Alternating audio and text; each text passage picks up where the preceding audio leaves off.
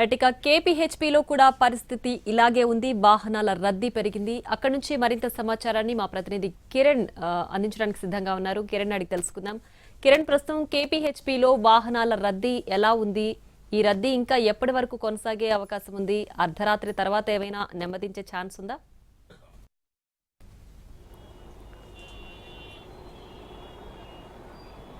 ప్రియా, ప్రస్తుతం మనము KPHP bus stand వద్ద ఉన్నాము. కేపీహెచ్పీ వద్ద ప్రయాణికుల రద్దీ పెరిగింది. నిన్న నుంచి కూడా పరిశీలిస్తే ఇప్పటి వరకు పెద్ద ఎత్తున కూడా కేపీహెచ్పీ, కుక్కటపల్లి, అలాగే మియాపూర్, జేఎన్టీ నుంచి కూడా చాలా వరకు నగరవాసులందరూ కూడా తమ సొంతూలకు ప్రయాణం అవుతున్నారు.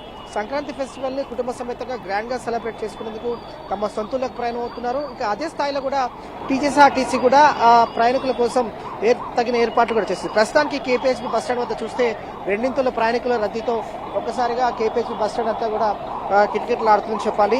నిన్న నుంచి ఈ రోజు అంటే ప్రయాణికుల రద్దీ కూడా పెరిగే అవకాశం కూడా ఉంటుంది. సంక్రాంతి పండుగకు స్వస్థలాలకు తరలి వెళ్తా ఉన్నారు లక్షలాది మంది కూడా నగరవాసులు.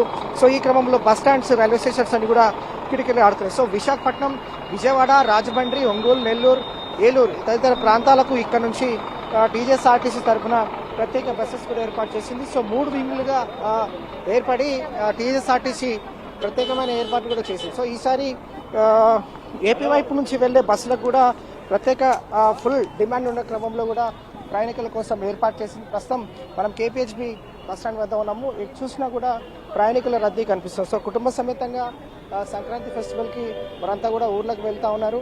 సో ఆర్టీసీ కూడా ప్రత్యేకమైన ఏర్పాటు చేసింది. 6,000 పైగా కూడా ప్రత్యేకమైన బస్సెస్ నడిపిస్తూ ఉంది.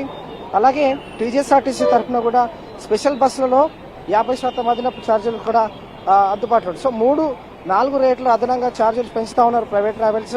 కస్టమర్లను నిలువున కూడా దోపిడీ చేస్తున్న క్రమంలో సంక్రాంతి పండుగకు 3 రోజుల ముందుగానే ఘనంగా జరుపుకునేందుకు కూడా సిటీ నుండి ఊర్లకు ప్రయాణం అవుతున్నారు. ఇవాళ నుంచి ఏపీ బార్డర్స్ అంతా కూడా ట్రాఫిక్ అంతరాయం ఏర్పడుతుంది. సో రద్దీ కూడా పెరిగిపోయింది.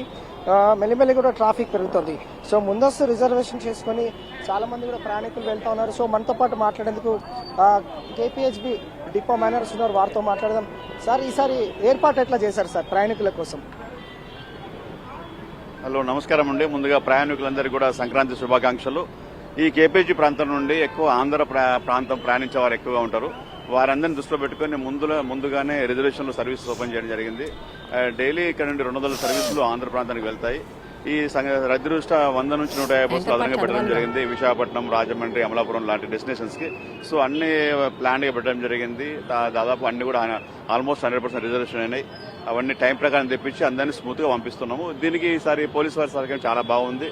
ఎలాంటి లేకుండా సంపూర్ణ సహకారం అందిస్తున్నాం. వారి సహకారంతో చాలా తొందరగా క్లియర్ చేయగలుగుతున్నాం. సో 100% రిజర్వేషన్ చేసుకుని ప్రయాణికులు ఇక్కడ నుంచి వెళ్తా ఉన్నారు. దాదాపు 150 నుండి 200 అదనపు బస్సెస్ విజయవాడ, రాజమండ్రి, ఏలూరు, అలాగే వైజాగ్ ఈ ప్రాంతాలకు కూడా ఇక్కడ నుంచి రిజర్వేషన్ చేసుకున్న ప్రయాణికులందరూ కూడా ప్రత్యేకమైన ఏర్పాటు చేశారు. ఓవరాల్ గా మాత్రం కేపీహెచ్బీ బస్ స్టాండ్ నుంచి మాత్రం చాలా రద్దీగా ఉంది. సంక్రాంతి కూడా తమ వారందరూ కూడా కుటుంబ సమేతంగా ఫెస్టివల్ ఘనంగా జరుపుకునేందుకు ఇక్కడ నుంచి తరలి వెళ్తా ఉన్నారు. Right Kiran, thanks for the updates.